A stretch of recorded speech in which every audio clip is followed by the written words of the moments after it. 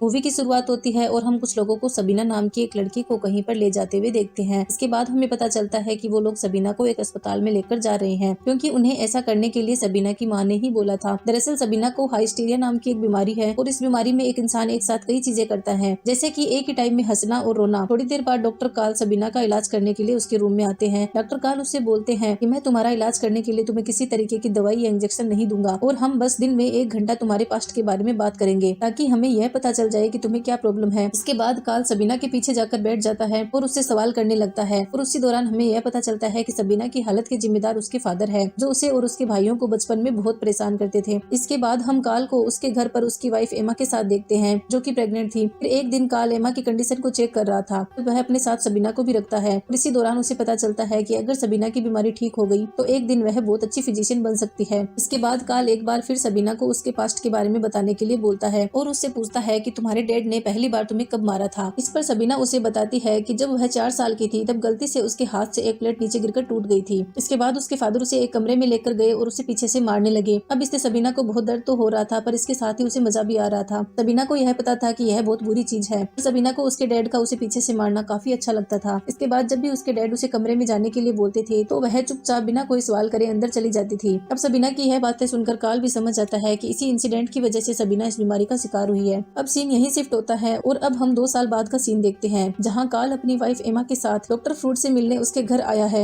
इसके बाद जब डॉक्टर फ्रूड उससे बात कर रहा था तब हमें पता चलता है कि सबीना की हालत अब पहले से अच्छी हो गई है और वह कार्ल के कहने पर मेडिकल कॉलेज में डॉक्टर की पढ़ाई भी कर रही है, क्योंकि कार्ल का यह मानना था कि सबीना एक बहुत अच्छी डॉक्टर बन सकती है। आगे हमें यह पता चलता है कि जिस मेथड से कार्ल ने सबीना का इलाज किया था उस मेथड का इन्वेंशन डॉक्टर फ्रूड ने ही किया था। पर जब डॉक्टर फ्रूड ने अपने इस मेथड को बाकी लोगों को बताया था तो सभी लोग उसका मजाक उड़ाने लगे और कुछ डॉक्टर का तो यह भी मानना था कि यह मेथड बहुत ही डेंजरस है, इससे मरीज की जान भी जा सकती है। इसके बाद कार्ल सबीना से मिलने के लिए जाता है और उसे बताता है कि उसने डॉक्टर फ्रूड से उसके बारे में बात की और उसे यह भी बताया कि तुम आगे जाकर एक बहुत ही अच्छी डॉक्टर बन सकती हो। अब सबीना को यह जानकर बहुत अच्छा लगता है, क्योंकि वो खुद मेडिकल की पढ़ाई करना चाहती थी। अब ऐसे ही कुछ दिन बीत जाते हैं और एक दिन डॉक्टर फ्रूड ऑटो नाम के एक आदमी को उसका इलाज करवाने के लिए कार्ल के पास भेजते हैं। दरअसल ऑटो पहले एक साइकोलॉजिस्ट था, पर वो धीरे धीरे लड़कियों का एडिक्ट हो गया और अब इस एडिक्शन को छुड़वाने के लिए उसके फादर ने उसे डॉक्टर फ्रूड के पास भेजा था। इसके बाद डॉक्टर फ्रूड ने उसे कार्ल के पास भेज दिया, क्योंकि कार्ल ने सबीना को उनके मेथड से ठीक किया था। इसके बाद जब कार्ल ऑटो से बात करता है तब उसे पता चलता है कि ऑटो का अपने कई सारे पेशेंट के साथ अफेयर चल रहा है। दरअसल ऑटो यह मानता है कि ऐसा करके वो सिर्फ अपने पेशेंट को ठीक ही नहीं कर रहा, बल्कि वह उन्हें जिंदगी में आगे बढ़ने के लिए उनका साथ भी दे रहा है। इसके बाद जब कार्ल सबीना से मिलता है तो बातों के दौरान सबीना उसे किस कर लेती है। कार्ल को भी सबीना बहुत पसंद थी, इसलिए वह उसे कुछ नहीं कहता। फिर जब वो यह बात ऑटो को बताता है तो वो कार्ल को बोलता है कि उसे सबीना को सब कुछ करने के लिए फ्रीडम देनी होगी और इसके अलावा उसे सबीना के साथ गपागप भी करना होगा। अब ऑटो की यह बातें सुनकर कार्ल समझ गया था कि उसे क्या करना है, पर इसके साथ ही वो यह भी सोच रहा था कि ऑटो यहाँ पर अपना इलाज करवाने आया है पर वह खुद ही कार्ल को नई नई चीजें सिखा रहा है। इसके बाद ऑटो एक दिन चुपके से अस्पताल से भाग जाता है, पर वहाँ से जाने से पहले उसने कार्ल के लिए एक चिट्ठी छोड़ी थी, जिसमें उसने लिखा था कि वह अपने बाप से तंग आकर यहाँ से भाग रहा है। इसमें कार्ल की कोई गलती नहीं है। इसके साथ ही वह कार्ल को यह भी बोलता है कि उसे सबीना के साथ गपागप करना चाहिए। अब यह पढ़कर कार्ल अपने आप को रोक नहीं पाता और वह सबीना के घर चला जाता है, जहाँ वह पहली बार उसके साथ इंटीमेट होता है और इसी के बाद उन दोनों में अफेयर शुरू हो जाता है। अब उनके गपागप का सिलसिला कुछ टाइम तक चलता रहता है। इसी दौरान सबीना कार्ल को कई बार अपने पीछे मारने के लिए बोलती है। अब इस सब से कार्ल यह तो समझ गया था कि सबीना की बीमारी अभी पूरी तरीके से ठीक नहीं हुई है। इसी दौरान कार्ल डॉक्टर फ्रूड से मिला करता था और वह उसे सबीना की प्रोग्रेस के बारे में बताया करता था, पर कार्ल ने अभी तक डॉक्टर फ्रूड को यह नहीं बताया था कि उसने सबीना के साथ गपागप भी किया है। इसके बाद जब वह दोनों बातें कर रहे होते हैं तब कार्ल डॉक्टर फ्रूड को यह बताता है कि वह कभी भी फिजियोथेरेपिस्ट का डॉक्टर नहीं बनना चाहता था और उसे तो पैरानॉर्मल एक्टिविटीज की स्टडी करनी थी, पर इस पर डॉक्टर फ्रूड उसे मना कर देते हैं, जिस वजह से उन दोनों में बातें होना कम हो जाती है। अब इसके कुछ दिन बाद डॉक्टर फ्रूड कार्ल से मिलने आते हैं और वह उसे शहर में फैल रही अफवाह के बारे में पूछते हैं कि एक लड़की शहर में सभी को लेटर भेज रही है कि कार्ल का किसी लड़की के साथ अफेयर चल रहा है। अब यह सुनकर कार्ल उन्हें मना कर देता है और वह बोलता है कि मेरा किसी के साथ कोई अफेयर नहीं चल रहा है, पर कार्ल को अंदर से डर भी लग रहा था कि अगर उसके अफेयर के बारे में किसी को पता चल गया तो पूरे शहर में उसकी इज्जत चली जाएगी। इसीलिए वह अगले दिन सबीना से मिलकर उससे ब्रेकअप कर लेता है, पर इससे सबीना को बहुत बुरा लगता है और वह फिर से हाइस्टेरिया बीमारी की पेशेंट की तरह हरकतें करने लगती है। फिर जब कार्ल अपने घर पर जाता है तो उससे पता चलता है कि उसकी वाइफ को भी शहर में फैल रही अफवाह के बारे में पता चल गया है, जिस वजह से एमा को लगने लगता है कि कार्ल का सचमुच किसी के साथ अफेयर चल रहा है और वह कुछ दिनों के लिए कार्ल से बातें करना बंद कर देती है। फिर अगले दिन सबीना सीधा कार्ल के ऑफिस में आती है और वो उसे बताती है कि लेटर वाली बात सबीना की माँ को भी पता चल गई थी और जब उन्होंने कार्ल से इस बारे में पूछा तो कार्ल ने उसे मना कर दिया कि सबीना अब उसकी पेशेंट नहीं है। यह सुनकर सबीना को बहुत गुस्सा आता है, क्योंकि एक तो काल ने उसे छोड़ दिया था और वह सबसे झूठ भी बोल रहा था, इसलिए सबीना गुस्से में वहाँ से चली जाती है। अब सबीना को अपनी मेडिकल की पढ़ाई के लिए किसी की हेल्प की जरूरत थी, इसलिए वो डॉक्टर फ्रूड को लेटर लिखकर उनसे मदद के लिए रिक्वेस्ट करती है और साथ ही इस लेटर में वो अपने और काल के रिलेशनशिप के बारे में भी उन्हें बता देती है। अब डॉक्टर फ्रूड को जब यह पता चलता है कि डॉक्टर काल और सबीना का अफेयर चल रहा था, तो वह तुरंत काल को लेटर लिखकर उससे पूछते हैं कि क्या तुम्हारा और सबीना का अफेयर चल रहा है। इस पर काल उन्हें जवाब देते हुए लेटर में लिखता है कि सबीना सिर्फ उसकी पेशेंट थी और इसके अलावा हम दोनों के बीच में कुछ नहीं था। काल के इस बात पर अब डॉक्टर फ्रूड उस पर यकीन कर लेते हैं। फिर वह सबीना को एक लेटर लिखते हैं कि तुमने मुझसे झूठ बोला है, इसलिए मैं अब तुम्हारी कोई हेल्प नहीं कर सकता। अब जब सबीना उस लेटर को पढ़ती है तो उसे बहुत बुरा लगता है और वह रोने लगती है। इसके बाद सबीना काल के पास आती है, जो अपनी वाइफ के साथ यह शहर छोड़कर दूसरे शहर जा रहा था। वहाँ सबीना काल को उनके रिलेशनशिप के बारे में डॉक्टर फ्रूड को बताने के लिए बोलती है, क्योंकि अगर काल ने ऐसा नहीं किया तो डॉक्टर फ्रूड उसकी हेल्प नहीं करेंगे। अब सबीना के बार बार बोलने पर काल उसकी बात मान लेता है और वह डॉक्टर फ्रूड को एक लेटर लिखकर उन्हें सब कुछ सच बता देता है। फिर जब डॉक्टर फ्रूड उस लेटर को पढ़ते हैं तो वो सबीना से माफी मांगते हैं और वह उसे अपने पास बुला लेते हैं। अब ऐसे ही कुछ साल बीत जाते हैं और एक दिन सबीना काल से मिलने उसके घर पर आती है। फिर जब एमा और सबीना आपस में बात कर रही होती है तो सबीना उसे बताती है कि उसने एक रशियन आदमी से शादी कर ली है और वो प्रेग्नेंट है। वहाँ एमा भी सबीना को यह बताती है कि जब से काल ने डॉक्टर फ्रूड से बात करना बंद कर दिया है तब से वह डिप्रेशन में चला गया है, इसीलिए एमा सबीना को एक बार काल से बात करने के लिए बोलती है। इसके बाद जब सबीना काल से बात कर रही होती है तो वह उसको बताती है कि वो प्रेग्नेंट है और उसके पेट में उसी का बच्चा है। अब यह सुनकर काल को बहुत अच्छा लगता है और वह सबीना को आई लव यू बोलता है। फिर जब सबीना वहाँ से वापस अपने घर जा रही होती है तो वह रास्ते में रोने लगती है और कुछ इसी तरह से हमारी ये फिल्म यही खत्म हो जाती है।